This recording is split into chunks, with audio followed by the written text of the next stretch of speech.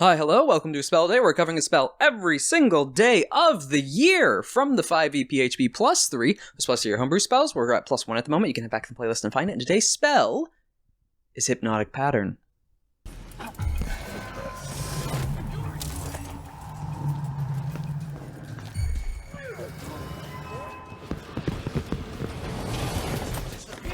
I'm back here. Third level illusion, casting time of 1 action, range of 120 feet, components somatic material, a glowing stick of incense or crystal vial filled with phosphorescent material. Duration, concentration, up to 1 minute.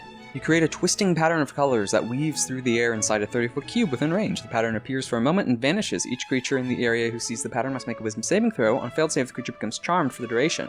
While charmed by this spell, a creature is incapacitated and has a speed of 0. The spell ends for an unaffected creature if it takes any damage or if someone else uses an action to shake the creature out of its stupor.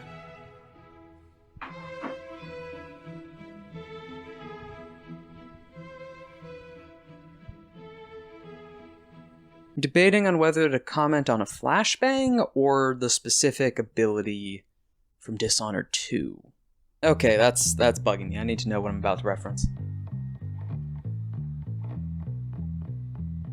First thought that came to mind, Emily's Mesmerize. Because you never get a description of the pattern, you could make it that 1-to-1. That's up to you, though. I mean, listen, whatever caster is getting this, it could be a fun flash of random colors that just seems to overwhelm the creatures. It could be an eldritch monstrosity, which overwhelms the creatures. It could be just a fish that overwhelms the creatures. Or the weird geometric shapes looking towards everyone, trying to focus on them. That overwhelms the creatures. So at least mechanics-wise, this is a real nasty thing. Namely on the fact that with the incapacitated condition, you can't take any actions or reactions.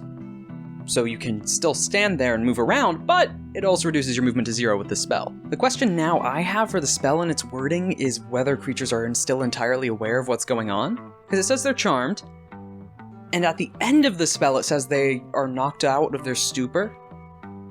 And I mean, okay, if we're going with the flavor and intention of the spell, I do feel that this has distracted everyone for that full duration. Like, they're focusing on this, like the Mesmerize ability, like you cannot look away or notice anything else going on around you, but it doesn't say they're blinded or deafened. Like, honestly, if the spell did that, I would have thought it also blinded and deafened them, so they literally couldn't focus on anything else mechanically. But because it doesn't, are people fully aware of what's going on around them? Even though they're charmed? Again, there's some vagaries in that. I know I've previously run it like the Mesmerize from Dishonored, which is why I keep referencing it, but depending on how you want to use this, depending on how you look at it, depending on how you want to flavor the spell, I don't know, I'd say that comes down to DM or GM ruling on how it actually works. I mean, we know what it works, we know it removes actions, reactions, and your movement for the full duration, which is still pretty nasty if you can target this well, because it's a 30-foot cube, 120-foot range.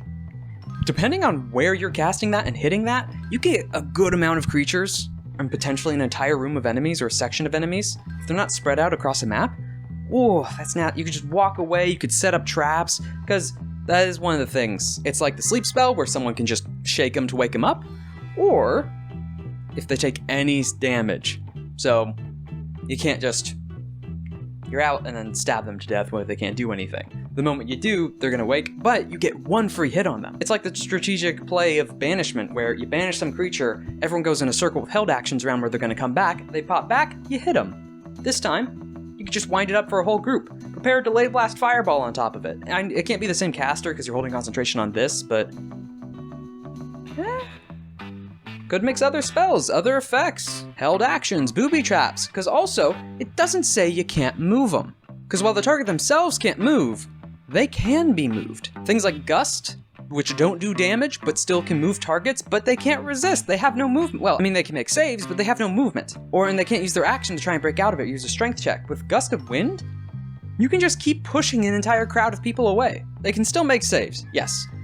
And the Gust of Wind, because it doesn't do any damage, and it's not a specific action to wake them up, they're just pushed around, they're just shoved around. That also just goes for grappling and dragging or pushing or shoving. That's not an action to wake them up. It says specifically you can use an action to shake them awake. You could still use other actions. You have a minute, bind them up, cuff them, rope them, throw them in a bear trap. I don't know where the bear trap one came in. Nets. Take their swords, weapons away. They can't really do anything against you for that minute. yeah, they again, because it's not technically an action, it's a free action or it's a contested check. But you could take weapons out of their hands. Yeah, they might be able to make a save to try and hold on to it, like that faint idle grip of the item, but they're like that for a minute. They can't attack or try to run away from you. You can just keep trying to pull the weapon out of their hand every round. You know, I didn't think too much of it because it took concentration and then it only did this. But now I'm seeing that if you can target it well and depending on what you're targeting, because it's one save. It's not a save every round to try and break out of it. It's the initial save, and if they fail that, and there's nothing to shake them out of it or any damage dealt to them to knock them out, you have an entire minute to prepare on how you want to destroy these people. Or monsters, dragons, zombies, whatever. Well, technically it has to be something that can be charmed, but you know what I mean. 7 out of 10! Great disabler. Great disabler. You just gotta... like, its potential is great. One, it is definitely going to stop creatures, or has a really high chance of stopping creatures. It doesn't give you stuff like paralyzed, to then take advantage of that, but in exchange, something to like hold person. One, it's more targets than just an entire area, and two, they can't make a save after. And then, you know, if you can capitalize on the situation, which a spell definitely leaves you to, it's amazing.